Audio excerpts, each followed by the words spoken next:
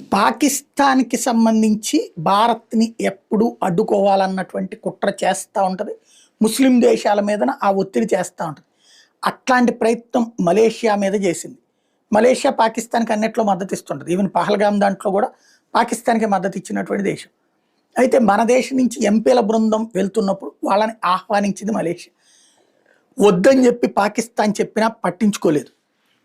Malaysia గడ్డ మీద పాకిస్తాన్ చేసిన భారత వ్యతిరేక కుయుక్తులు నిష్ఫలమయ్యాయి. ఆపరేషన్ సింధూర్ తదనంతర పరిణామాలు వివరిస్తూనే ఉగ్ర విషయం చెబుతున్న పాకిస్తాన్ వైఖరిని అంతర్జాతీయ వేదికల మీద ఎండగట్టేందుకు మలేషియాలో పర్యటిస్తున్న భారత అఖిలపక్ష దౌత్య బృందం ఆ దేశాధికారులతో సమావేశమైంది. అయితే ఈ భేటీని అడ్డుకునేందుకు పాకిస్తాన్ ప్రయత్నించింది. మతాన్ని అడ్డుగా పెట్టే ప్రయత్నం చేసి చివరకు భంగపడింది.